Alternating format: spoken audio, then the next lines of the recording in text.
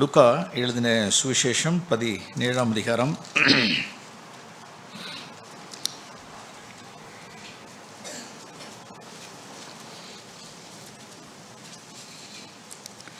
இந்த முதல் செஷனில் நாம்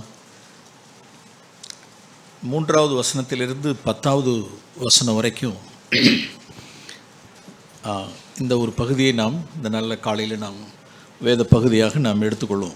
லூக்கா 17ஆம் அதிகாரம் 3வது வசனத்தை முதல்ல நான் வாசிக்கிறேன். உங்களை குறித்து எச்சரிக்கையாயிருங்கள். உன் சகோதரன் உனக்கு விரோதமாய் குற்றம் செய்தால் அவனை கடிந்து கொள்.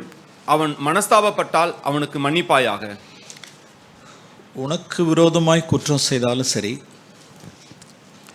அல்லது ஒரு சகோதரன் பாவம் செய்ய கண்டாலும் சரி, இந்த வசனம் அவிசுவாசிக்குரிய வசனம் கிடையாது, அன்பிலீவர். அதாவது ஒரு ரட்சிக்கப்பட்டு திருச்சபையில் இருக்கக்கூடிய ஒரு சகோதரனோ ஒரு சகோதரியோ ஒரு குடும்பமோ பாவம் செய்ய நீ காண்பாயானால் என்ன செய்யணும் அப்படின்னா, அவனை கடிந்து கொள் அப்படின்றது. அவன் மனஸ்தாபப்பட்டால் அவனுக்கு மன்னிப்பாயாக. இந்த வார்த்தையை இது புதிய ஏற்பாடினுடைய இயேசுனுடைய வார்த்தை மட்டும் இல்லை. இது பழைய ஏற்பாட்டிலே ஆண்டவர் மோசே கொண்டு இஸ்ரவேல் ஜனங்களுக்கு பேசிட்டார் ஏற்கனவே. அப்போ கட்டாயமாக அது யார் கொடுத்தது? ஜீசஸ் தான் கொடுத்தார். பரத்திலிருந்து கொடுத்த வார்த்தை மோசே கொண்டு அவர் தான் பேசினார். லேவியராகமம் 19ஆம் அதிகாரம், லேவியராகமம் 19ஆம் அதிகாரம்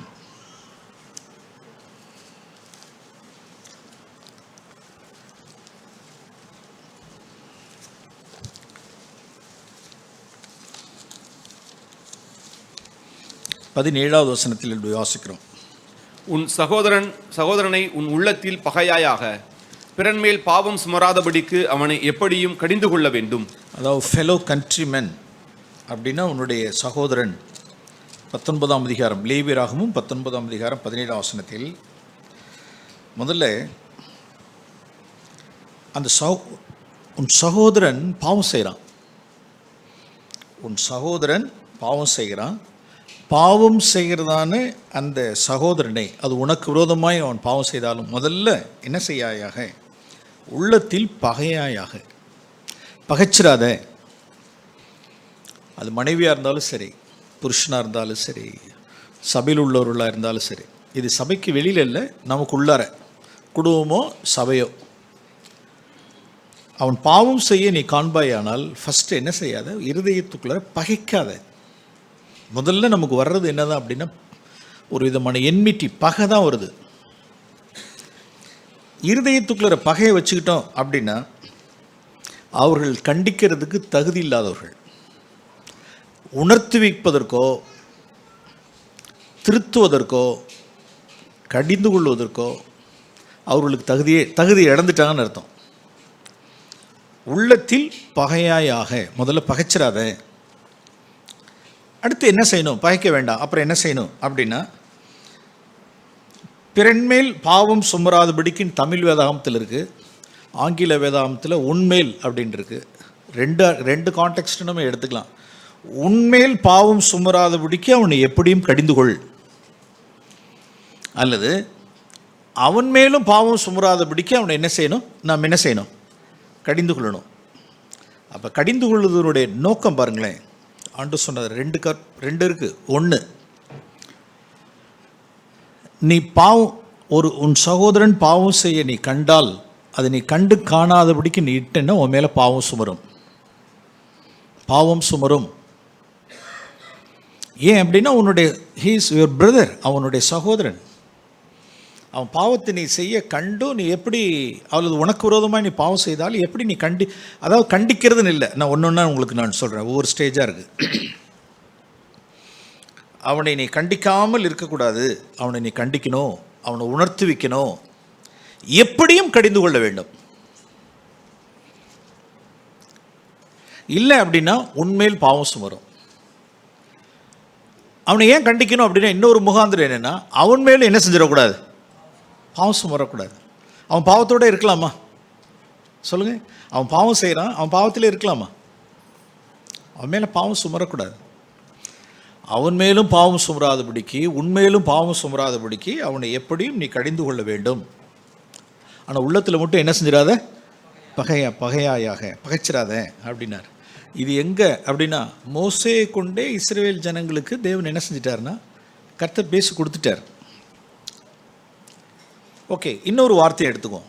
ஒன்று லூக்கா 17, இது லேவி 19, மத்தேயு எழுதின சுவிசேஷம் 18ஆம் அதிகாரம். மத்தேயு எழுதின சுவிசேஷம் 18ஆம் அதிகாரம்.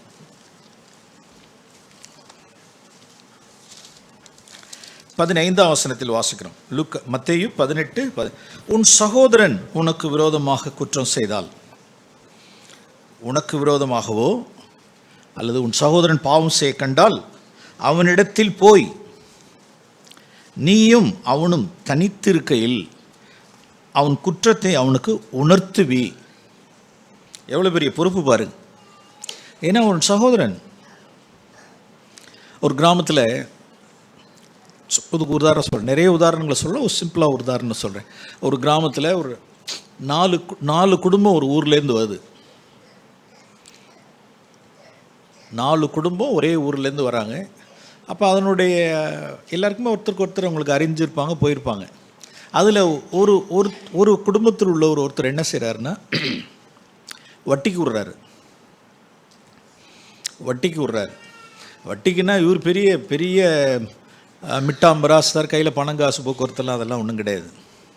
அவருடைய உறவின் முறையில் உள்ளவங்க, என் கையில் இத்தனை லட்சம் ரூபா இருக்குது, ஏதாவது ரொம்ப ஓஹோ வட்டி வேண்டாம், ஒரு கொஞ்சமான ஒரு வட்டிக்கு கொடுத்து, ஏதாவது இருக்கிற ஏரியாவில் ஏதாவது காசு கொடுத்து ஏதோ வட்டிக்கு வாங்கி கொடுக்க முடியுமா அப்படின்னா, ஒரு அண்டர் கிரவுண்டு வேலை, உடன் பிறந்த உறவு முறைக்கு பணத்தை வாங்கி இங்கே லோக்கலில் பணத்தை கொடுத்தவர் தாழ்ந்த சமூகம். பணம் கொடுத்தவர், பணம் வாங்கினவர் கொஞ்சம் மேல் சமூகம், வலிமையானவங்க. இந்த வேலையெல்லாம் வச்சுக்கலாமா? இந்த வேலையெல்லாம் யார் செய்வா? தாதா செய்யலாம். என்ன செய்யலாம்? தாதான்னா தெரியுமில்ல, கட்ட பஞ்சாயத்து பண்ணுறவங்க, சட்டையை பிடிக்கிறவங்க, ரவுடிசம் பண்ணுறவங்க வேணும்னா செய்யலாம். இந்த வேலையில் ரட்சிக்கப்பட்டு ஞானஸ்தானம் எடுத்து சபையில் இருந்துக்கிட்டு இந்த மாதிரி அண்டர் கிரவுண்ட் வேலையெல்லாம் விட்டுக்கிட்டு அப்படின்னம்னா, கரெக்டாக விதைச்சதை அறுத்தாச்சுன்னு வச்சுங்க. அப்போது இதெல்லாம் நமக்கு எப்படி தெரியும்னு நமக்கு தெரியாது. ஒருவர் அந்த கிராமத்துக்குள்ளே பார்க்குறார். இப்போ வார்த்தையை எடுத்துக்கோமே, உன் சகோதரன் பாவம் செய்ய கண்டால், அப்போ என்ன செய்யணுமா சொல்லுங்கள்? உள்ளத்தில் பகையாயாக வெறுத்துறாத, நியாயந்திருக்காத, அவனுக்கு போய் அவன் தனித்திருக்கையில் என்ன செய்? உணர்த்துவி. அவர் உணர்த்தாமல் நேராக எங்கே வந்துட்டார்னா என்கிட்ட வந்துட்டார். பிரதர், இந்த மாதிரி ஒரு காரியங்களை செய்கிறாங்க அப்படின்னு. நான் கேட்குறது பெருசு கிடையாது, நான் அவரை கூப்பிட்டு வச்சு பேசுறது கிடையாது. நீங்கள் லோக்கலில் இருக்கீங்க, இதை போய் பிரதர்கிட்ட போய் மூட்டை கட்டிட்டு போய் நீ சொன்னியா? நீ அதை யார்கிட்டயே சொல்லியிருக்கலாம், நீ அதை என்கிட்டயே சொல்லியிருக்கலான்னு ஒரு உன்னை கேட்கலாம்ல. உன்னை கேட்கறதுக்கு இடம் உண்டு. இங்கேருந்து இந்த கிராமத்தில் நான் இந்த மாதிரி ஒரு காரியம் செஞ்சுக்கிட்டு இருக்கேங்கிறது சொல்லிட்டு பிரதர் என்னை கூப்பிட்டு விசாரிக்கிறாரு. அப்போ இங்கேருந்து தகவல் எப்படி போயிரு? லண்டன்லேருந்தா ஒருத்தவங்க வந்திருப்பாங்க, இங்கேருந்தானே ஆள் போயிருக்கு. நீ அதை சொல்கிறத, நீ அங்கே போய் நீ சொல்கிறத யார்கிட்ட சொல்லிவிடு, நீ என்கிட்ட சொல்லியிருக்கலாம்ல, இப்படி தானே பைபிள் சொல்லுது அப்படின்னு ஒன்று திரும்பி கேட்குறதுக்கு உனக்கு என்ன உண்டு? வாய்ப்பு உண்டு. அதனால் நீ என்கிட்ட சொன்னது மாதிரி இருக்கட்டும், ஆனால் இந்த காரியத்தை யார் தான் செய்யணும்?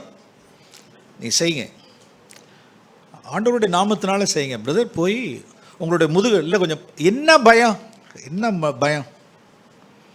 பயப்படலாம் கூடாது. ஒருத்தருடைய நியாயம் தீர்க்கக்கூடாது, பகைக்கக்கூடாது, ஆக்கினிக்குள்ளாக தீர்க்கக்கூடாது. பிரதர், நான் ஒரு காரியத்தை உங்களுக்கு சொல்கிறேன், ஒரு காரியத்தை பார்க்குறேன், இது எனக்கு என்னமோ அது இஷ்டமாக தெரியல, எனக்கு இதில் வெளிச்சம் இல்லை, எனக்கு கிடைச்ச வெளிச்சத்தில் இந்த மாதிரி நீங்கள் செய்கிறது சரியில்லை பிரதர் அப்படின்னு நீங்கள் சொல்லுங்கள்.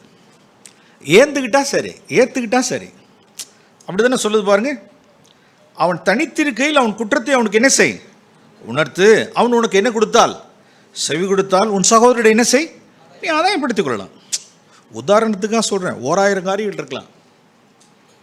அந்த அந்த ஃபேமிலி அதை ஏற்றுக்கிட்டாங்க. நீங்கள் எனக்காக ஜெபம் பண்ணுங்க பிரதர், நான் எதை ஏட்டிக்கு போட்டு ஒன்றும் இல்லை, தைரியமாக மனத்தாழ்மையாக போய் பிரதர் உங்களை நான் நேசிக்கிறேன், இது வேதத்துக்கு புறம்பானது நான் சொல்கிறேன்னு சொல்லி சொல்லுங்கள். ஆதாயப்படுத்திக்கிட்டா சரி. அதுக்கு அடுத்த கதை என்ன பிரதர், மீதி கதை என்ன? மீதி கதை இப்போ தேவையில்லை.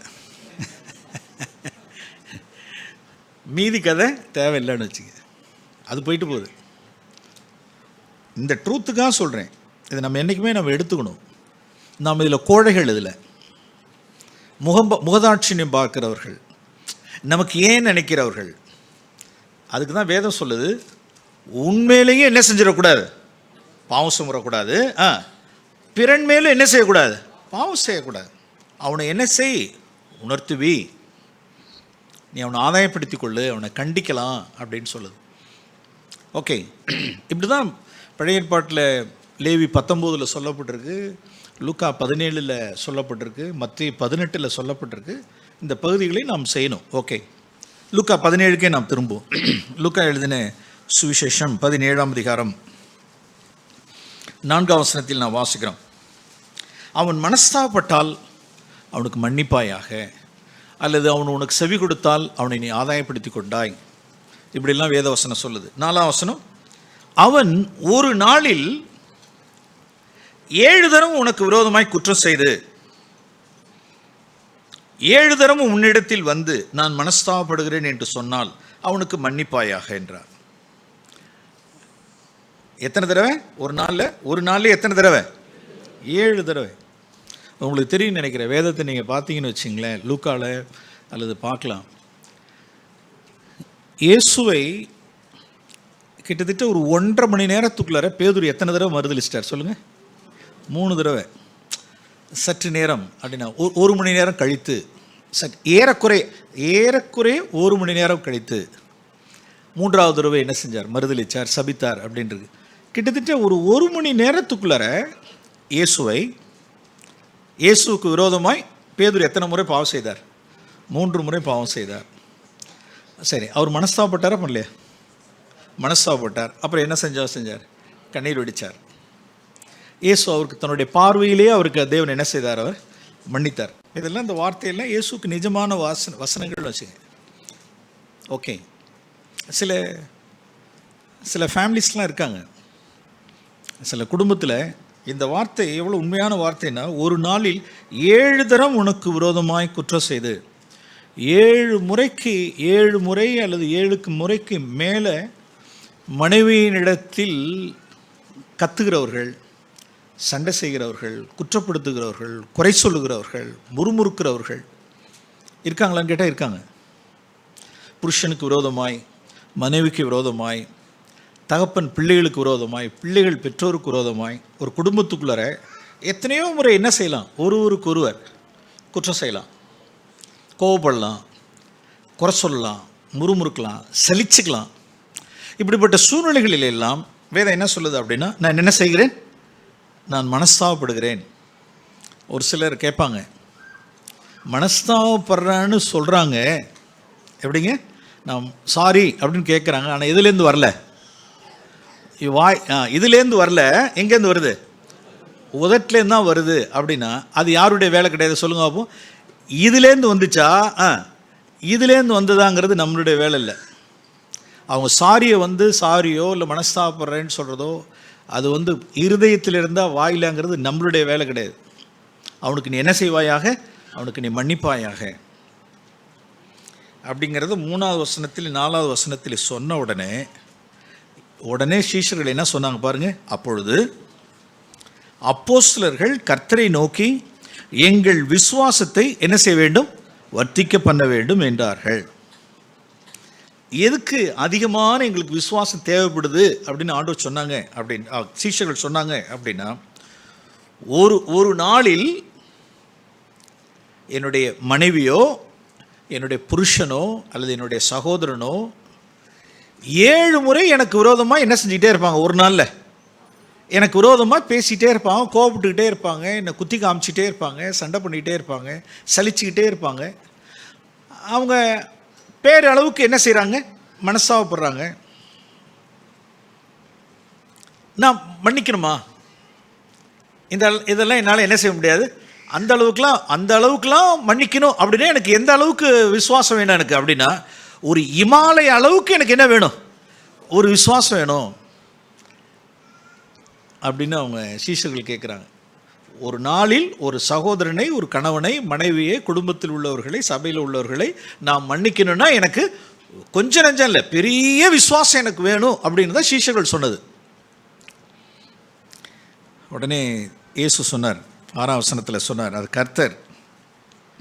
நானும் அப்படியெல்லாம் காரியம் இல்லை. நீங்கள் நினச்சிட்டு இருக்கிற மாதிரி பெரிய விசுவாசம்லாம், ஒரு இமாலய அளவுக்கு ஃபெய்த்தெல்லாம் வேணாம்ப்பா. எந்த அளவுக்கு விசுவாசம் இருந்தால் போதும் சொல்லுங்கள்? கடுகு விதை அளவு விசுவாசம் உங்களுக்கு உண்டாயிருந்தால் நீங்கள் இந்த காட்டத்தி மரத்தை நோக்கி நீ வேரோடு பிடுங்குண்டு கடலில் நடப்படுவாயாக என்று சொல்ல அது உங்களுக்கு என்ன செய்யும்? கீழ்ப்படியும். எங்க வந்துட்டார் பாருங்க. சீஷர்கள் என்ன கேள்வி கேட்டாங்க? எங்களுடைய விசுவாசத்தை எங்களுக்கு வர்த்திக்க பண்ணும். ஒரு நாளில் என்னுடைய குடும்பத்தில் உள்ளவர்களையோ சபையில் உள்ளவர்களையோ 7 முறை மன்னிப்பதற்குலாம் எனக்கு என்ன கிடையாது, விசுவாசம் இல்லை, எங்களுக்கு பெரிய விசுவாசம் எங்களுக்கு வேணும் அப்படின்னு கேட்டதுக்கு இயேசு சொன்ன பதில், எவ்வளோ இருந்தால் போதும்? கடுகு விதையளவு விசுவாசம் இருந்தால் போதும். இந்த காட்டத்தி மரத்தை அப்படின்னார். அது என்ன காட்டத்தி மரம் அப்படின்னா, இந்த இடத்த கரெக்டாக அந்த கான்டெக்ஸ்ட்டை விட்டுறக்கூடாது, பேசேஜை முன்ன பின்ன விட்டுறக்கூடாது. என்ன ஆயிடுச்சு அப்படின்னா, ஒரு நாளில் ஒரே நாளில் ஒரு கணவனோ மனைவியோ சகோதரோ யாரோ ஒருவர் 7 முறை அவர்களுக்கு விரோதமாய் குற்றம் செஞ்சுக்கிட்டே இருக்கிறது நிமித்தமாக என்ன ஆயிடுச்சு அப்படின்னா, இந்த கசப்பு ஒரு காலத்தில் என்னவா இருந்துச்சுன்னா வேராக இருந்துச்சு. ஒரு சின்ன ஒரு கசப்பின் வேராக இருந்தது. அப்படியே நாளடைவில் அது என்னவா மாறிடுச்சு? அது மரமாக, காட்டத்தி மரமாயிடுச்சு. அந்த காட்டத்தி மரத்தின ஒரு சின்ன ஒரு பிக்சர் உங்களுக்கு இமேஜை காமிக்கிறேன் பாருங்களேன். காட்டத்தி மரம்னா மல்பரி ட்ரீ அப்படிங்கிறது, இதனுடைய வேர் எங்கே போகும் அப்படின்னா, இதுதான் இயேசு சொன்னதான அந்த சிக்கமோர் ட்ரீ, சிக்கமின் ட்ரீ அப்படிம்பாங்க. சகேயு ஏறினதான இந்த சிக்கமோர் ட்ரீ, காட்டத்தி மரம், அல்லது இயேசு லூக்கா 14:17 6வது வசனத்தில் சொல்ல அந்த காட்டத்தி மரம், அந்த மல்பரி ட்ரீ அப்படிங்கிறது அதனுடைய வேர் எவ்வளோ தூரத்துக்கு போகும் வேர். அங்கே இதை மாதிரி ஒரு கட்டடம்லாம் இருந்துச்சுன்னு வச்சுங்க, எல்லாம் பேத்துட்டு போயிடலாம். அதனுடைய கட்டடம் அதுக்கு அடியில் இருந்தாலும் சரி, அது குறித்து இப்படி படித்து பார்த்தா எத்தனையோ அடி போகும், நீளத்துக்கு போகும், பேத்துட்டு போயிடும். அவ்வளோ வலிமையானது. மேலே எத்தனை அளவுக்கு மரம் இருக்கோ அதனுடைய 3 பங்குக்கு கீழே இருக்கும். அந்த ஒரு இந்த முதல்ல ஒரு பிக்சரை பாருங்கள், அதனுடைய நீளத்தை பாருங்களேன், அந்த வேருடைய நீளம் முதல்ல உள்ள பிக்சர். இன்னொன்று இருந்துச்சு. எப்படி போகுது பாருங்கள். இதுதான் இயேசு என்ன சொன்னார் அப்படின்னா, ஆரம்பத்தில் எப்படி இருந்துச்சு? பிறர் மேல் என்ன வேதம் சொல்லுது? தேவனுடைய கிருபையை முடிச்சிருங்க. தேவனுடைய கிருபையை இழந்து போகாதபடிக்கு யாதொரு கசப்பான வேர், யாரோ ஒருத்தர் பேரில், ஒரு மனைவி மேலே, புருஷன் மேலே, மாமியை மேலே, யாரோ ஒருத்தர் வச்சுங்க, சம் எக்ஸ் ஆர் ஒய் மேலே வச்சிருக்கிறதான ஒரு சின்ன அந்த கசப்பின் வேர் உடனுக்குடன் அதை நியாயம் தீர்த்து கழுவி அதை ஆக்கினைக்குள்ளாக தீர்க்காமல் விட்டதனுடைய விளைவு இன்னைக்கு என்ன வந்துருச்சு? இன்னைக்கு இந்த மாதிரி ஆயிடுச்சு. என்ன மரம் ஆயிடுச்சு? இது காட்டத்தி மரமாக இருக்கு. ஏன் அப்படின்னா, சதா 7 முறை, ஒரு நாள் எத்தனை தடவை? 70 முறையா? என்னாலலாம் மன்னிக்க முடியாது. இதே பொழப்பு. பேருக்கு வந்து சாரி மன்னிச்சுக்க. என்ன மன்னிப்பு? வாயளவில் மனம் திரும்புனையா? என்ன மனஸ்தாபப்பட்டு மனஸ்தாபம் தான் போகிறேன். மனம் திரும்புதலே கிடையாது. மனம் திரும்புதல் இல்லாதபடிக்கு ஒரு வெத்து வேட்டு மனஸ்தாபம், வெத்து வேட்டு ஒரு மன்னிப்பு, பேருக்காக மன்னிப்பு. ஒரு மனம் திரும்புதல் இல்லை. என்னத்தை நான் மன்னிச்சு வேஸ்ட்டு அப்படியே விட்டு விட்டு விட்டு விட்டு ஒரு சிலர் இல்லை, அநேகருடைய இருதயங்களில் என்ன இருக்கு? காட்டத்தி மரம், அந்த மல்பரி ட்ரீ இருக்குது. அருமையானவர்களே, காட்டத்தி மரத்தை வளர்த்து வச்சிருக்க வேணாம். சிலருக்கெல்லாம் வருஷ கணக்கில் விட்டதனுடைய விளைவு என்ன ஆயிடுச்சு அப்படின்னா, இந்த காட்டத்தி மரம் வளர்ந்துருக்கு. இயேசு என்ன சொன்னார் அப்படின்னா, இந்த காட்டத்தி மரத்தையே எதோட பிடுங்கி அப்படின்னா, வேரோட பிடுங்குண்டு நீ கடல்ல போய் நடப்படுவாயே என்று சொல்ல, அது உங்களுக்கு என்ன செய்யும்? கீழ்ப்படியும். அதுக்கு விசுவாசம் எவ்வளவு வேணும்? அவ்வளோ. அப்படின்னு இப்போ என்ன அர்த்தம்? எது கூட இல்லைன்னு அர்த்தம். அந்த கடுகளவு விசுவாசம் கூட இல்லை. கடுகு விதையளவு விசுவாசம் இருந்தாலே நம்ம இந்த பிக்சரில் உள்ளதான அவ்வளோ பெரிய காட்டத்தி மரமாக இருந்தால் கூட அது வேடு, அந்த கசப்பு, வைராக்கியம், பகைமை, வருஷ கணக்கில், குரோதம் பிடுங்கி போனால் போயிடும் பை ஃபெய்த். ஆனால் அந்த விசுவாசம் கூட இல்லை. இதுதான் ஆண்டவர் சொன்னார். பாருங்க, 6ஆம் வசனம், இருந்தால் இதை சொன்னீங்கன்னா அந்த விசுவாசத்தின்படி அது உங்களுக்கு கீழ்ப்படியும். அப்படின்னா என்ன அர்த்தம்? அந்த விசுவாசம் கூட உங்களுக்கு இல்லை அப்படின்னு சொல்லிட்டு, ஓகே சாப்டர் க்ளோஸ் அப்படின்னு சாப்டர் க்ளோஸ் பண்ணல. பாருங்க, அந்த 6வது வசனத்தோட இயேசு என்ன செஞ்சலன்னா, ஓகே சரி வாங்க போகலாம், எழுந்திரிச்சு போகலாம் வாங்க அப்படின்லாம் அந்த சப்ஜெக்டை அவர் க்ளோஸ் பண்ணல. ஒன்று சொல்ல விரும்புகிறார். என்ன அப்படின்னா, அதான் மெயின். இந்த கடுகு விதையளவு விசுவாசம் கூட உங்களுக்கு இல்லாமல் போகிறதுக்கு காரணம் என்ன? எப்போ அந்த கடுகு விதையளவு விசுவாசம் நமக்கு உண்டாயிருக்குங்கிறதுக்கு அடுத்து 7வது வசனத்தில் சொன்னார் பாருங்க, 7, 8, 9, 10. அதுதான் முக்கியம். இந்த 7, 8, 9, 10 தான் என்னுடைய இருதயத்தில் உள்ள காலையில் உங்களோடு கூட பகிர்ந்து கொள்ளுகிற பாரம். இது கர்த்தர் உங்களுக்கு வெளிப்பாடாய் கொடுப்பாராக, அறிவில் இல்லை. 7, 8, 9, 10 எப்போ நமக்கு விசுவாசம் உண்டாகும்? கடுகு விதையளவு எப்போ நமக்கு விசுவாசம் உண்டாகும், எப்போ இருக்கும் அப்படிங்கிறதுக்கு ஒரு ஓமானமாய் ஒரு காரியத்தை சொல்லிட்டு முடிக்கிறார். அந்த சாப்டர் முடிக்கிறார். 7, 8, 9, 10 அதில் இது இருக்கட்டும். இந்த வசனத்துக்கு நான் வருவோம். 7ஆம் வசனத்துக்கு நான் தமிழ் வேதாகமத்தில் இங்கே போய் நீங்கள் ஊழியக்காரன்னு படிச்சிங்கன்னா, தமிழ் வேதாகமத்தின்படி நீங்கள் ஊழியக்காரன்னு படிக்கிறப்ப இன்னுமே மாற்றி படிச்சிருங்க. அடிமை அப்படின்னு படிக்கணும். எப்படிங்க? ஒருவனுடைய ஊழியக்காரன், உங்களில் ஒருவனுடைய ஊழியக்காரன், அந்த அடிமை அப்படின்னு படித்தா நல்லாயிருக்கும்.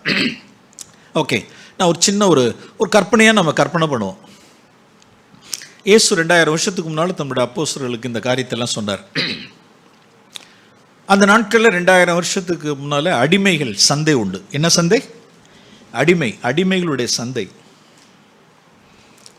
அதாவது யாரோ ஒருத்தர்கிட்ட கடன் வாங்கினாங்க, கடனை அடைக்க முடியல அப்படின்னு வச்சுங்களேன். வேதத்தில் உள்ள வார்த்தைகளின்படி கடனை அடைக்க முடியல அப்படின்னா அவன் கொண்டு போய் நல்ல ஆள் பலமாக இருக்கிற ஒருத்தனை கொண்டு போய் எதில் கொண்டு போய் கொடுத்துட வேண்டியது.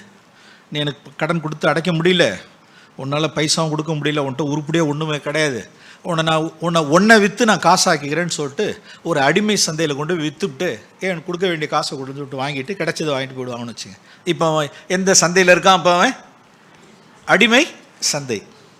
அந்த அடிமை சந்தையில் இருக்கக்கூடியதான அந்த அடிமை சந்தையினுடைய ஓனர் கொடூரன்னு வச்சுங்க. கொடூரன்.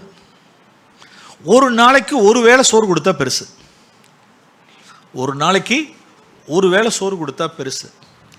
வேலை 4 வேலை அந்த அடிமை சந்தையில் இருக்கக்கூடியவர்களுக்கு வேலை. காலையிலேருந்து ராத்திரி வரைக்கும் ஓயாத வேலை, தூக்கம் கிடையாது. ஏதாவது சரியாக வேலைகளை செய்யலைன்னா அடி மிதிக்கிறது, உரிச்சு எடுத்துறது. ஒரு வேளை தான் சோறு. கடுமையான வேலை, கடுமையான அந்த கொடுமையின் மத்தியில் ஒரு அடிமை உள்ளார காண வச்சுங்க. ஒரு கொடூரன்ட்ட அந்த அடிமை சந்தையினுடைய ஓனர்கிட்ட ஒருத்தர் இருக்கான். ஒரு தயால பிரபு நேராக அந்த அடிமை சந்தையில் போய் என்ன செய்யறான், இந்த அடிமை என்ன செய்யறான், ஒரு பொண்ணோ வெள்ளியோ காசோ ஏதோ ஒன்று கொடுத்து என்ன செய்யறான், அவனை மீட்டிட்டு வர்றான். அவனை மீட்டு தான் வீட்டுக்கு, தன்னுடைய பண்ணைக்கு தான் வீட்டுக்கு அழைச்சிட்டு வர்றாரு. இதெல்லாம் அப்படியே நம்ம உருவகமாக நம்மளே நினச்சி பார்க்கணும், நம்ம ரெட்ஷிப்பை நம்ம நினச்சி பார்க்கணும். கொண்டு வந்து வீட்டுக்கு அழைச்சிட்டு வர்றார். இந்த எஜமானனுக்கு, இந்த தயவுள்ள இந்த மாஸ்டருக்கு எஜமானனுக்கு என்ன இருக்குன்னா, வயல், தோட்டம், ஆடு மாடு எல்லாம் இருக்குது. என்ன செய்வான் பாருங்கள், 7ஆம் வசனத்தில், அவன் உழ சொன்னால் வயலுக்கு போயிட்டு காலையில் போயிட்டு உழுதுட்டு வருவான்.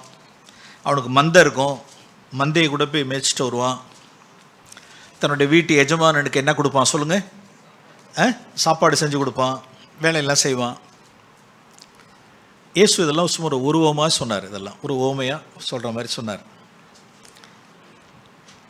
இப்போ அங்கிருந்து இவனுக்கு இந்த எஜமானுடைய வீட்டில் உள்ள வேலை இவனுக்கு என்னவா தெரியவே இல்லை. நீங்கள் தான் சொல்லணும்.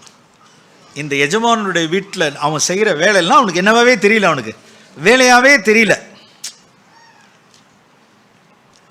வயலுக்கு போயிட்டு வா அப்படின்னா வயலுக்கு போயிட்டு வர்றதோ, இல்லை உழுதுட்டு வர்றதோ, இல்லை மாடு மேய்ச்சிட்டு வர்றதோ, இல்லை வீட்டுக்கு உண்டான வேலையை சுத்தம் பண்ணுறதோ, எந்த வேலையுமே அவனுக்கு வேலையாகவே தெரியல. ஏன் அப்படின்னா அவன் அங்கே என்ன செஞ்சுக்கிட்டு இருந்தாங்க, ஏற்கனவே ஒரு கொடூரனிடத்து அடியில் அவ்வளோ கொடுமையாய் நடத்தப்பட்டு சோறு தண்ணி இல்லாமல் அடி வாங்கிட்டு வாங்கிட்டு அந்த இடத்துல இருந்ததை நினச்சி பார்க்கும் பொழுது, ஓ நைஸ்லான், எவ்வளோ என்னை நல்லா வச்சுருக்கிறார் கர்த்தர், என்னை நல்லா வச்சுருக்கிறார், இந்த எஜமானுக்கு அடியில் என்னை நல்லா வச்சுருக்கிறார். இதெல்லாம் ஒரு பெரிய வேலையே கிடையாது. ரெண்டாவது, நான் விலை கொடுத்து என்ன செய்யப்பட்டிருக்கேன், நான் வாங்கப்பட்டிருக்கேன், பர்ச்சேஸ்டு, நான் வந்து விலை கொடுத்து நான் வாங்கப்பட்டிருக்கேன். இதெல்லாம் என்னுடைய வேலை, எனக்கு செய்ய வேண்டும் அப்படிங்கிறதான ஒரு நன்றி அறிதலோடு அவன் இருக்கான். இப்போ 9ஆம் வசனத்தில் ஆண்டவர் சொல்கிறார் பாருங்க, தான் சொல்கிற ஒவ்வொரு வேலையும் அந்த வேலைக்காரன் போயிட்டு வா, காலையில் வயலுக்கு அனுப்பிச்சி விட்றாரு. அப்போ ஒரு ஆடு மேய்ச்சிட்டு வர சொல்கிறாரு, உரம் வாங்கிட்டு வந்து போட சொல்கிறார், வீட்டை பெருக்க சொல்கிறார், கொத்த சொல்கிறார், எவ்வளோ வேலைகளை செய்கிற. ஒவ்வொன்றுத்துக்கும் அந்த வேலைக்காரன், அந்த ஓனர் இந்த அடிமைக்கு நன்றி நன்றி நன்றி அப்படி சொல்லுவாரா? ஏசு என்ன சொன்னா சொல்லுங்க அப்போ பாருங்க, அவருக்காக அவனுக்கு நன்றி சொல்லுவானோ அப்படி செய்ய மாட்டானே, அப்படி செய்ய மாட்டானே. இப்போ அவனை பேருன்னு வச்சுங்களேன், அவனுக்கு ஒரு பேர் வச்சுப்போம், ஆல்பர்ட்னு வச்சுக்கோ. ஆல்பர்ட், நன்றி ஆல்பர்ட், தேங்க்யூ ஆல்பர்ட், நன்றி தேங்க்யூ. வயலுக்கு போயிட்டு வந்த நன்றி,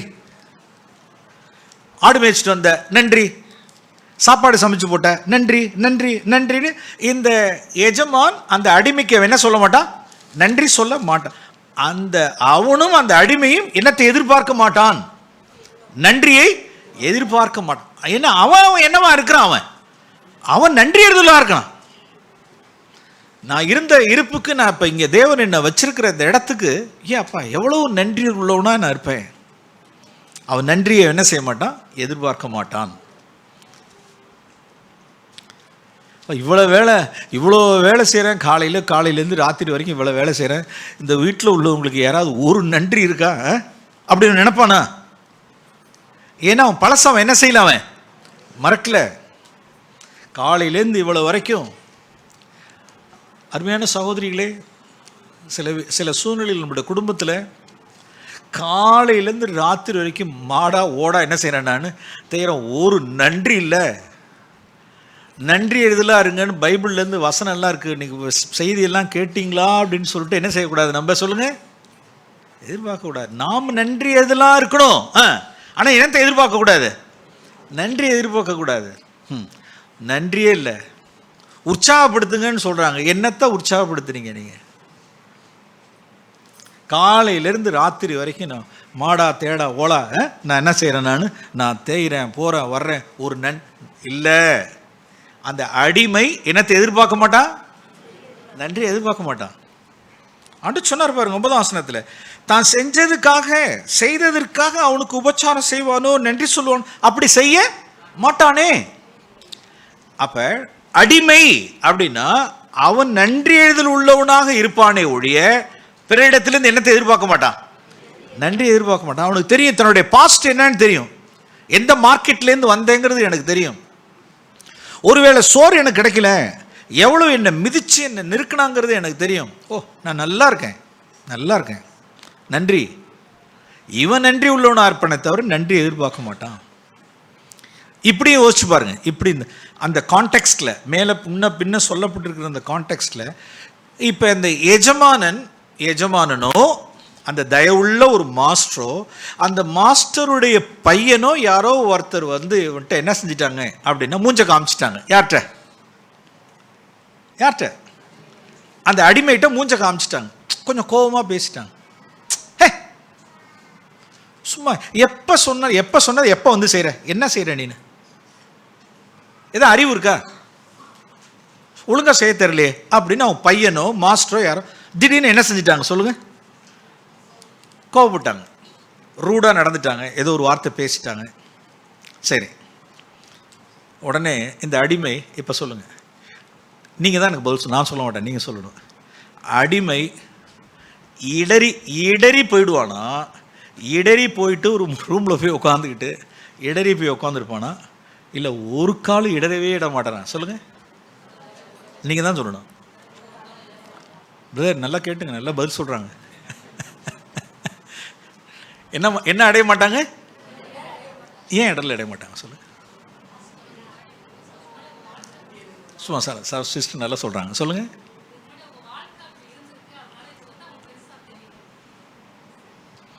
ஏற்கனவே அங்கே இருந்தது தெரியுமா தெரியாதா, ஒரு கணவை பார்க்கணுமா இல்லையா, எதை பார்க்கணுமா இல்லையா, எந்த சந்தையில் கடந்தது, அடிமை சந்தையில் கடந்தது. அந்த அடிமையை நினச்சி பார்ப்பான்ல, பார்த்துட்டு அறிவு கிட்டவனே வர்றான் பாரு அப்படின்னு சொல்லிட்டதான் என்ன, அவன் வந்து மனஸ்தாவப்பட்டு ஆல்பர்ட் நான் காலையில் வந்துட்டு உன்னை கோவப்பட்டேன் அப்படின்னு மனஸ்தாவப்பட்டாலும் சரி, மனஸ்தாவம் படாட்டாலும் சரி, மாஸ்டர் வந்து மனஸ்தாபம் என்ன கிடையாது, அவசியமே கிடையாது, ரைட்டே கிடையாது. அவன் அடிமை. காலையில் கோவப்பட்டீங்க, இன்னும் வந்து என்கிட்ட சிலர்லாம் இருக்காங்க பாதி வசனம் எடுத்துக்கிட்டாங்க. லூக்கா 17:4 நம்ம மத்தியில் கிளைம் பண்றாங்க. லூக்கா 17:4 ఇక్కడ చూడు, என்னது ఇక్కడ చూడు, லூக்கா 17:4 చూடு பாருங்க. இங்க மனஸ்தாபப்பட்டதான் மன்னிப்பேன். ஒரு சிஸ்டர்கிட்ட கேட்குறேன், சிஸ்டர் இன்னும் அவரு என் வீட்டுக்காரன்ட்ட மன்னிப்பாங்க இல்லையா, ஜில் ஏன் சிஸ்டர் நீங்கள் மன்னிக்கல அப்படின்னா, பிரதர் லூக்கா 17 சொல்கிறேன் பிரதர், புல்பீட்லேருந்து சொல்கிறேன், சிஸ்டர் அடிக்கிறாங்க பாருங்க. பைபிள் வசனம் தெரியுது, அறிவுல இருக்கு, வசனம் இருக்கு. என்ன இருக்குன்னா மனஸ்தாபப்பட்டால் தான் மன்னிக்கணும் இருக்கு. நான் லூக்கா 17:4. டியர் சிஸ்டர், லூக்கா 17 இல்ல, நீங்க எங்க வரணும் சொல்லுங்க, 10 வரைக்கும் வரணும். பாதி வசனத்தில் நிக்கிறோம். இதான் பிரச்சனை. அதான் சொன்னேன், உங்களுக்கு ரெவலேஷனா இருக்கணும். ஆண்டவர் சொல்லிட்டார் மன்னிப்பாயகன்னு சொல்லிட்டு முடிச்சுட்டு அழகா என்ன போயிட்டார்னா, எங்க போயிட்டார் சொல்லுங்க அப்போ, எங்க போயிட்டார், அடிமைக்கு போயிட்டார். நீ மறந்துடாத, உன்னுடைய அன்வொர்த்தினஸ், உன்னுடைய அபாத்திரம், உன்னுடைய அப்பிரயோஜனம், நீ எங்கிருந்து மீட்கப்பட்ட, உன்னுடைய ஆதி பிறப்பிட எங்க கிடந்தங்கிறத ஒரு காலம் என்ன செஞ்சிடாத, நீ மறந்துடாத. அந்த வீட்டு எஜமானனோ அந்த வீட்டாரோ அந்த ஹவுஸ் ஹோல்ட் ஆஃப் அந்த வீட்டாருடைய பையனோ வீட்டில் உள்ளவர்களோ யாரோ வந்து அவனை பார்த்து ஆல்பர்ட் அறிவு விட்டவனே அப்படின்னு மூஞ்ச சுழிச்சிட்டு ஏதோ ஒரு பேசிவிட்டாங்க. உடனே நான் அஃபண்ட் ஆகிட்டேன், இடறிட்டேன், என்கிட்ட இதை மாதிரி மூஞ்ச காமிச்சிட்டாங்க, என்கிட்ட என்ன செய்யவே இல்லை, இன்னும் மனஸ்தாபப்படவே இல்லை, இன்னும் என்கிட்ட மன்னிப்பு கேட்கவே இல்லை, அதனால நானும் மன்னிக்க மாட்டேன். நோ நோ நோ, பாதி காஸ்பல் தான். லூக்கா 17:4 தான் வந்து நிற்கிறோம். நம்மளுடைய ஆட்டிடியூடு எங்கே இருக்கணும் அப்படின்னா கீழே போயிடணும். லூக்கா 17க்கு கீழே 17 இன்னும் கீழே இறங்கி போகணும். அவன் நன்றியும் எதிர்பார்க்க மாட்டான், அவன் நன்றி உள்ளவனாக இருப்பான். நாம் அவங்க கேட்குறாங்க, கேட்கல, அவங்களாம் மன்னிப்பு கேட்கணும்னு அவசியம் இல்லை. நான் அடிமை, நான் இதெல்லாம் மன்னிச்சாகணும். இப்போ பாருங்கள், லூக்கா 17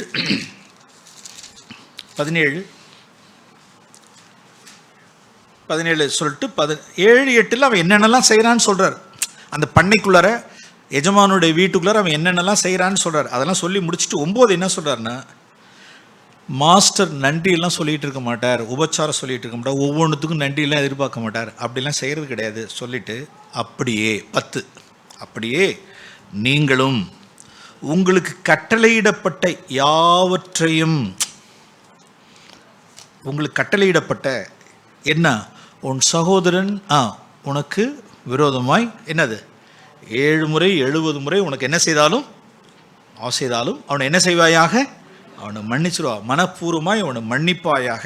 அப்படி மன்னிச்சுட்டு என்ன சொல்லணுமா, நான் அப்பிரயோஜனமான என்னது அடிமை, நான் அப்பிரயோஜனமான அடிமை, செய்ய வேண்டிய கடமை, எனக்கு 10,000 தாளந்து எனக்கு மன்னிக்கப்பட்டிருக்கு, 10,000 தாளந்து எனக்கு மன்னிக்கப்பட்டிருக்கு, இந்த 100 வெள்ளி பணத்தை மன்னிக்க வேண்டியது என்னுடைய கடமை.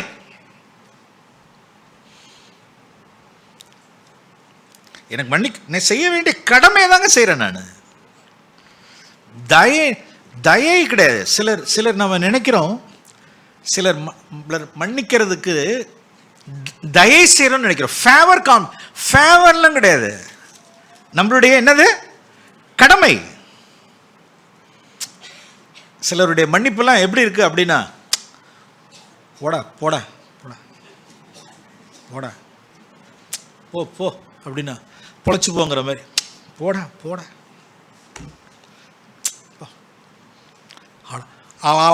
அநியாயம் அக்கிரமம், போடா போடா அப்படின்னு. பெரிய ஒரு லார்டு லங்கோல் மேலே இருக்கிறார், பார்த்துட்டு அவர் என்ன பண்ணுறாருன்னா, போ போ போ போ. ஒரு பெரிய எதை மறந்துட்டோம், எங்கே இருந்ததை மறந்துட்டோம். அடிமை மார்க்கெட்டில் சந்ததியில் ஒரு வேளை சோத்தை தின்னுட்டு கூழோ கஞ்சை குடிச்சிட்டு மிதி வாங்கிட்டு இருந்ததெல்லாம் என்ன செஞ்சாச்சு, மறந்தாச்சு. இப்போ இங்கே வந்ததுக்கப்புறம் நமக்கு ஒரு ஆள், நமக்கு ஒரு வேலை, ஒரு வேலைகளை போக்குவரத்து எல்லாம் இருந்தெல்லாம் பார்த்ததுக்கப்புறம் நமக்கு ஒரு ஆளாகிட்டு நம்ம வந்து என்ன செய்கிறோம் அப்படின்னா ஃபேவர் பண்ணுறோம். மன்னிக்கிறது தயை செய்கிறது மாதிரி. நோ, குடும்பத்தில் சிலர்லாம் மனைவியை மன்னிக்கிறாங்க பாருங்கள், புருஷனை மன்னிக்கிறாங்க, தாய் தகப்பனை மன்னிக்கிறாங்க. சிலருடைய மன்னிப்பு இப்படி இருக்குது, சிலருடைய மன்னிப்பு இப்படி இருக்குது, சிலருடைய மன்னிப்பு இப்படி இருக்குது. தயை செய்கிறது கிடையாதுங்க, ஃபேவர் செய்யலை. நாம் செய்ய வேண்டிய என்னத்தை செய்கிறோம், கடமை. இது நான் செய்ய வேண்டிய கடமை. எனக்கு அவ்வளோ மன்னிக்கப்பட்டிருக்கு. என் மாஸ்டர் என்னை தேடி வந்து அந்த அடிமை சந்தையில் எவ்வளோ பேர் இருந்தாங்க. அப்படியே பார்த்துட்டு, அவனை கூப்பிடேன் ஐயா, அவனை கூப்பிடுங்க. ஏன் என்னை கூப்பிட்டாருன்னு தெரில, பக்கத்தில் எவ்வளோ பேர் இருந்தான், அவனை கூப்பிடுனாங்க. அவர் என்னை கூப்பிடலன்னா நான் எங்கே கடந்திருப்பேன், இன்றைக்கோ நான் செத்து போயிருப்பேன். நான் இரக்கம், அப்பிரயோஜனமான அடிமை, செய்ய வேண்டிய கடமை அப்படின்னு அவர் முடித்தார். ஸோ இது எதுக்கு இந்த காரியத்தை இயேசு எதை ரிலேட் பண்ணார் அப்படின்னா, எந்த காரியத்தோட ரிலேட் பண்ணார் அப்படின்னா, எங்களுக்கு விசுவாசம் என்ன செய்யணும், வர்த்திக்க பண்ணணும்னு சொன்னதுக்கு அவர் இந்த கேட்ட கேள்விக்கு அவர் பதில் என்ன வைக்கிறார் அப்படின்னா, நீ எதில் நின்று உன்னுடைய அப்பிரயோஜனத்தை நான் ஒன்றுக்கும் பிரயோஜனம் இல்லாத ஒரு இடத்துல நான் இருக்கிறேன், அப்பிரயோஜனமானவன்கிறதான் அந்த நிலையில் நீ இருப்பாயானால் அந்த இடத்துலேருந்து உனக்கு என்ன உண்டாகும், ஒரு கடுகு விதையளவு விசுவாசம் உண்டாகும். அந்த விசுவாசத்தினால் என்ன செய்யலாம், அந்த காட்டுத்தீ மரத்தை பிடுங்கி போட்டுடலாம் அப்படின்னார். அந்த விசுவாசத்தினால் அருமையானவர்களே, நாளை தினத்தை குறித்து நாம் கவலை கிடையாது. அந்த விசுவாசம் இருக்குமானால் பயப்பட வேண்டியதில்லை. நாளைக்கு என்ன நடக்கும், பயப்பட வேண்டியதில்லை. பிள்ளைகளை குறித்த காரியம், நாளை தினத்தை குறித்த காரியம், கவலை, பிசாசை குறித்து, ஜனங்களை குறித்து, வேலை வாய்ப்பை குறித்து கவலை இல்லை. கர்த்தர் இருக்கிறார், என் தகப்பன் இருக்கிறார், அந்த விசுவாசம் போதும். மன்னிக்கிறதுக்கு மட்டும் இல்லை, மற்ற எல்லா விஷயங்களுக்கும் அந்த விசுவாசமானது போதுமானது. அருமையானவர்களே, தேவனுக்கு அந்த தேவனுக்கு விசுவாசம் இல்லாமல் தேவனுக்கு பிரியமாக இருப்பதுங்கிறது என்னது? கூடாத காரியம். ஸோ என்றென்றைக்கும் நாம் எந்த நிலையில் இருப்போம் அப்படின்னா, நம்மளுடைய அப்பிரயோஜனத்தை உணர்ந்து நான் ஒன்றில்லை அப்படிங்கிறதான அந்த ஸ்தானத்தில் நாம் இருப்போமானால் தேவன் நம்மளுடைய காரியங்களில் பெரியவராக இருப்பார், நமக்கு ஒரு விசுவாசம் உண்டாகும். அநேக சூழ்நிலையில் நாம் அந்த பிரயோஜனத்தை அப்பிரயோஜனமானவர்களை நாம் மறந்துடுறோம். ஒரு வார்த்தை நான் காண்பிக்கிறேன். ஏசாயாவின் புஸ்தகம் 40ஆம் அதிகாரம். ஏசாயாவின் புஸ்தகம் 40ஆம் அதிகாரம்.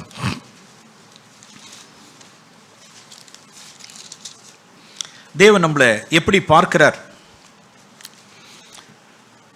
நாம் அநேக சூழ்நிலையில் நம்மளுடைய அப்பிரயோஜனத்தை நாம் மறந்துவிடக்கூடாது அப்படிங்கிறத நாம் சொல்கிறோம். அதுலேருந்து தான் நம்மளுடைய விசுவாசம் தொடங்கும். 40ஆம் அதிகாரம், கர்த்தர் எப்படி தேசத்தை நம்ம எல்லாம் எப்படி பார்க்குறாருங்கிறத 15ஆம் வசனம் பாருங்கள். ஏசாயாவின் புஸ்தகம் 40ஆம் அதிகாரம் 15ஆம் வசனம். இதோ ஜாதிகள் அப்படின்னு போட்டிருக்கு. ஜாதின்ன உடனே இங்கே உள்ளதான ஜாதியெல்லாம் நினச்சிட்டு இருக்கக்கூடாது. இந்த ஜாதி அந்த ஜாதி, அது ஆக்சுவலாக நேஷன்ஸ். அது ஜாதிகள்னு போட்டிருக்கிறதுனா நம்ம என்னன்னு படிக்கணும், அதை தேசங்கள். என்னது? இப்போ ஒரு இந்தியா, ஒரு இந்திய தேசம் அப்படின்னு வச்சுங்க. ஜாதிகள், தேசங்கள். எப்படி பார்க்குறாரு அப்படின்னா பாருங்க, ஏற்ற சாலில் தொங்கும் துளி. சாலில் தொங்கும் என்னது? ஒரு துளி. ஒரு இந்திய தேசம், இந்தியா தேவனுடைய பார்வையில் என்னவா இருக்கு சொல்லுங்க அப்போ?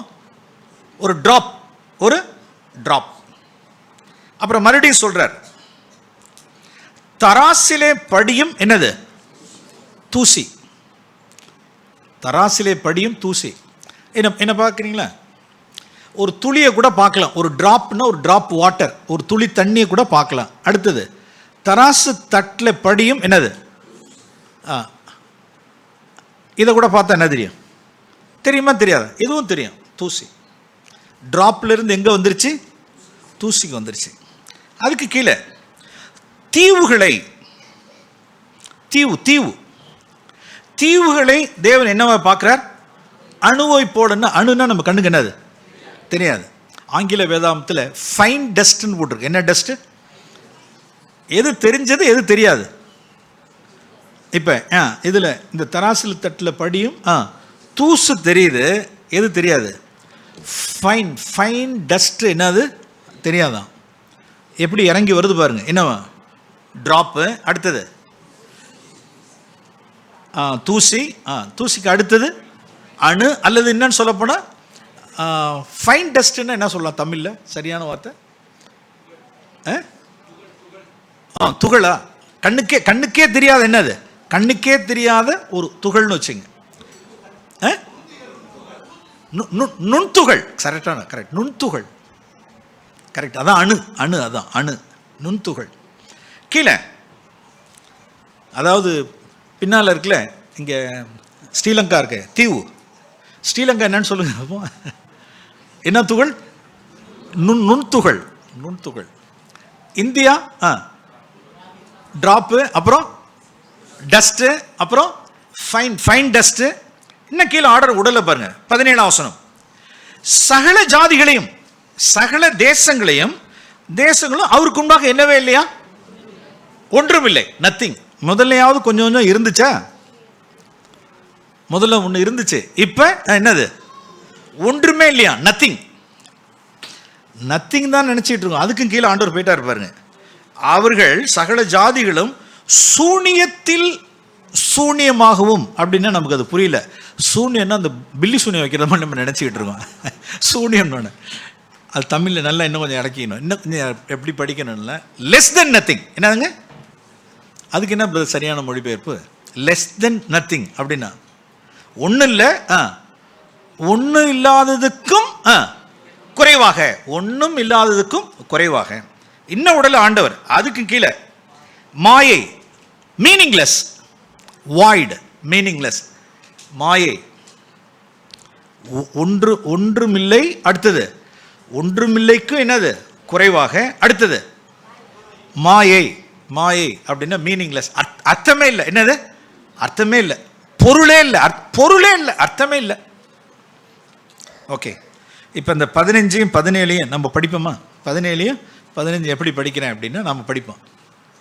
இதோ விக்டரை, நான் என் பேரை போட்டு படிக்கிறேன், விக்டரை துளி போலவும், ஒரு டிராப் போலவும், ஒரு தூசு போலவும், ஒரு ஃபைன் டஸ்ட், ஒரு நுண்துகள் போலவும் நான் பார்க்கிறேன்.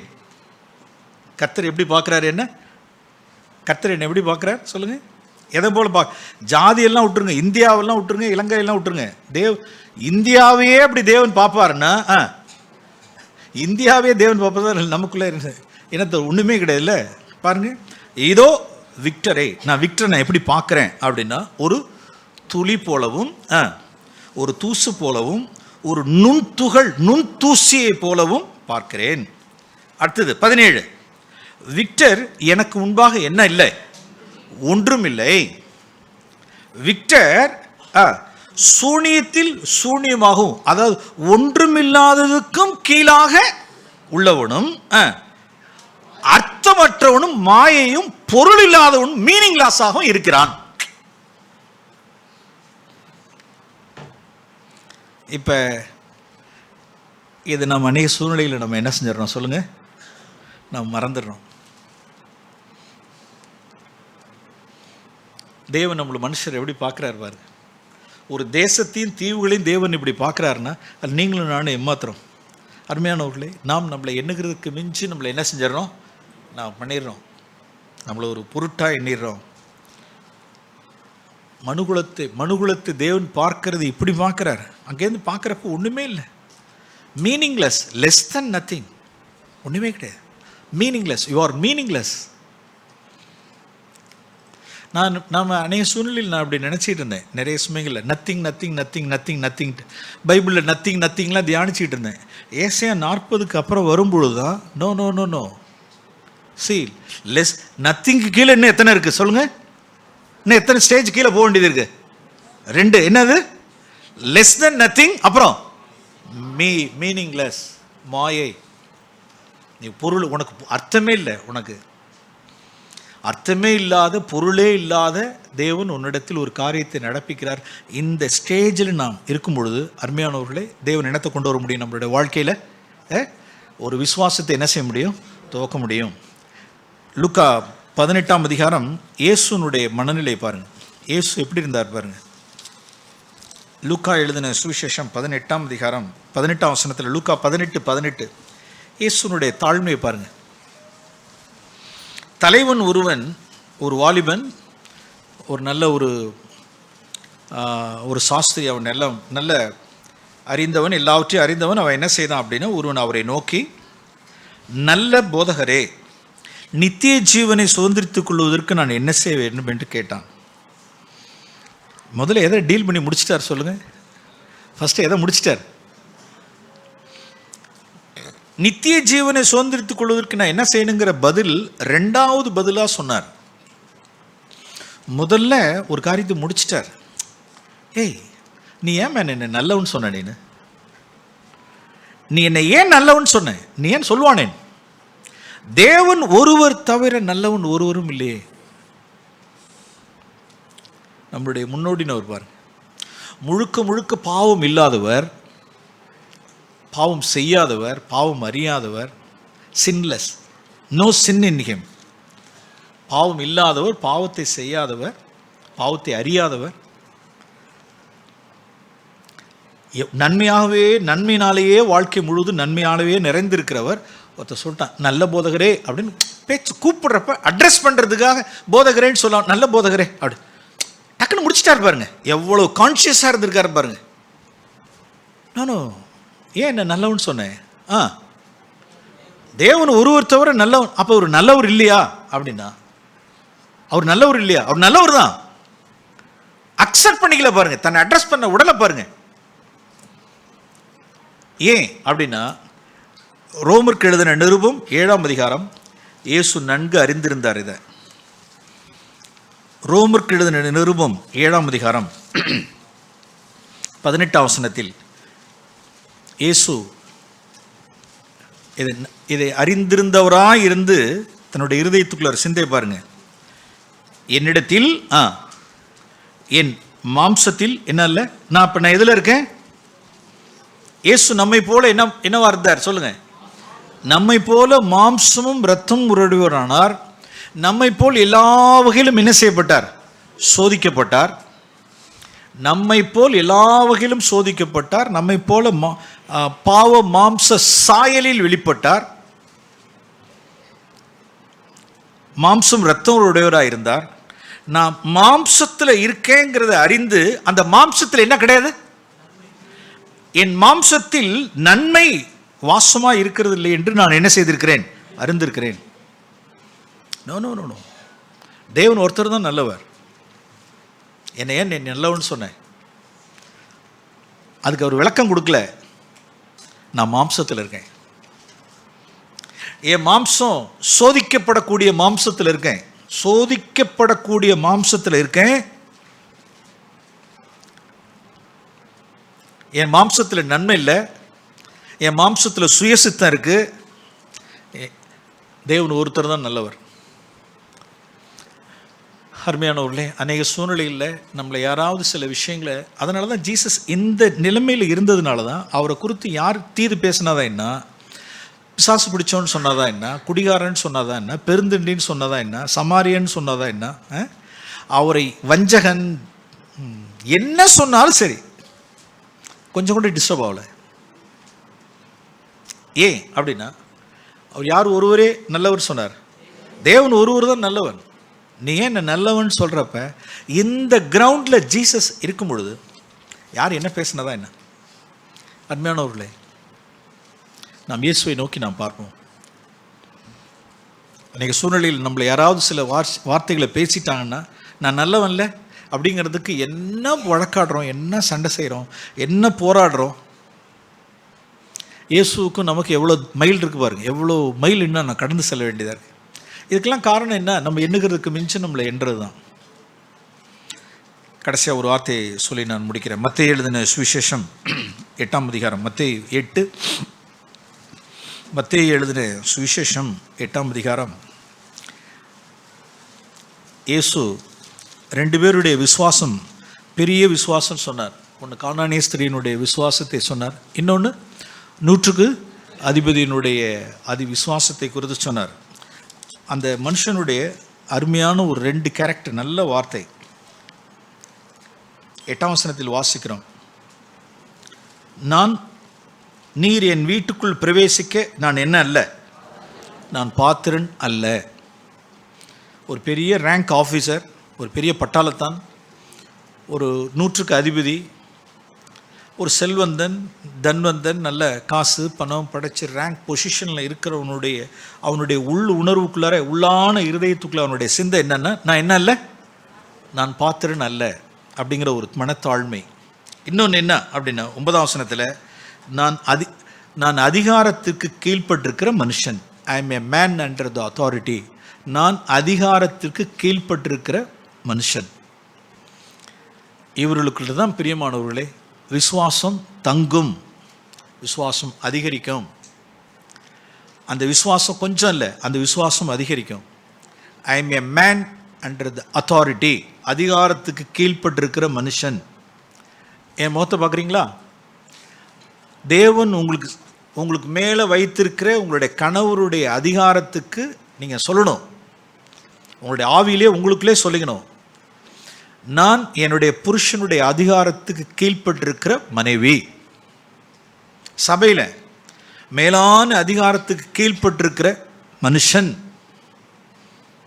நான் அப்பிரயோஜனமானவன், நான் அடிமை சந்தையிலிருந்து வாங்கப்பட்டவன், நான் அப்பிரயோஜனமானவன், மேலான அதிகாரத்துக்கு கீழ்ப்பட்டிருக்கிற மனுஷன் அப்படிங்கிற ஒரு ஸ்டாண்டில் யாரெல்லாம் நிலைப்பாடில் இருக்கிறார்களோ, அந்த இடத்திலே யாரெல்லாம் குடியிருக்கிறார்களோ, தாபரிக்கிறார்களோ, அவரிடத்தில் என்ன உண்டு சொல்லுங்க?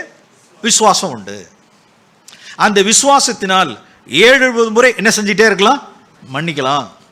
அந்த விசுவாசத்தினால் கர்த்தர் ராஜரீகம் பண்ணுகிறார். நான் இன்னைக்கு நிம்மதியாக நான் தூங்குவேன். நாளை தினத்தை குறித்து எனக்கு கவலை கிடையாது. நாளைக்கு பணங்காசில் கர்த்தர் பார்த்துக்குவார். பக்கத்து வீட்டுக்காரர் எனக்கு பிரச்சனை பண்ணுறாங்களா, நான் பார்த்துக்குவேன். தேவன் பார்த்துக்குவார். எனக்கு இந்த பிரச்சனை அந்த பிரச்சனை அதெல்லாம் கர்த்தர் பார்த்துக்குவார். தேவன் இருக்கார். எனக்கு நடக்கிறது எல்லாம் நன்மைக்காகவே நடக்கிறது. தேவன் ராஜரீகம் பண்ணுகிறார். நான் யாது ஒன்றுக்கு நான் கலங்க வேண்டியதில்லை, பயப்பட வேண்டியதில்லை, திகில் அடைய வேண்டியதில்லை. பிசாசுக்கோ மனுஷர்களுக்கோ என்ன ஏது நடக்குமோ, வியாதியை குறித்து எனக்கு என்ன கிடையாது, பயம் இல்லை. ஃபியூச்சரை குறித்து எனக்கு பயம் இல்லை. அந்த ஒரு விசுவாசம் என்றென்றைக்கு இருக்கும். பெரிய விசுவாசம் அவர்களுக்கு உண்டாகும். ஸோ அருமையானவர்களே, இந்த தாழ்மையிலேயே நாம் தாபரிப்போம். நான் ஒன்று இல்லைன்ட்டு இல்லை, ஒன்று இல்லாத கீழே என்ன எத்தனை இருக்கு? லெஸ் தென் நத்திங், மீனிங்லெஸ், அர்த்தமே இல்லாது.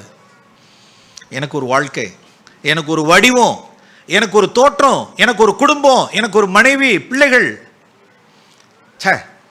மீனிங்லெஸ், வாய்ட், வெறுமை. எனக்கு ஒரு வாழ்க்கை. ஆண்டவரே, அபாத்திரமான மனுஷன், நான் மீட்கப்பட்டவன், நன்றி அப்படின்னு சொல்றது மாத்திரம் இல்லை, இன்னொன்று எனக்கு நியமிக்கப்பட்டிருக்கிற அதிகாரத்துக்கு என்ன செய்யறது? கீழ்ப்படிந்திருப்பது. I am a man under authority. அப்படிப்பட்டவர்கள்ட்ட என்னென்றைக்கும் விசுவாசம் இருக்கும். கர்த்தர் கிருபை செய்வராக. கண்களை மூடும். ஒரு பரமபிதாவே துதிக்கிறோம். நாங்களும் ஆண்டவரே, எங்களுடைய அபாத்திரத்தை, நாங்கள் மீட்கப்பட்டவர்கள் என்பதை ஒரு காலம் நாங்கள் மறந்துட வேண்டாம்.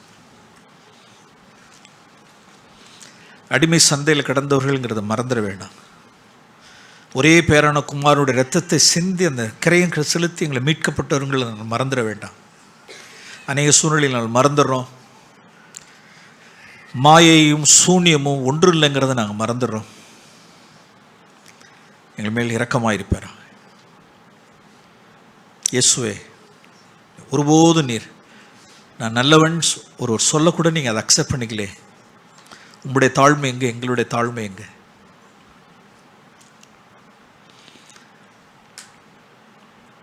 கிருபையாயிரும். அந்த இடத்தில் மாத்திரமே எங்களிடத்திலிருந்து ஒரு விசுவாசம் தோன்ற முடியும். பிறரை மன்னிக்கிறதா இருக்கட்டும், உண்மை விசுவாசிக்கிறதா இருக்கட்டும், விசுவாச கண்களோடு உண்மை பார்க்கிறது எல்லாமே ஆண்டவரே, அந்த விசுவாசம் எங்களுக்கு அந்த மனத்தாழ்மையிலிருந்து எங்களுக்கு உண்டாகட்டும். இயேசுவின் நாமத்தில் ஜெபிக்கிறோம் பிதாவே, ஆமென்.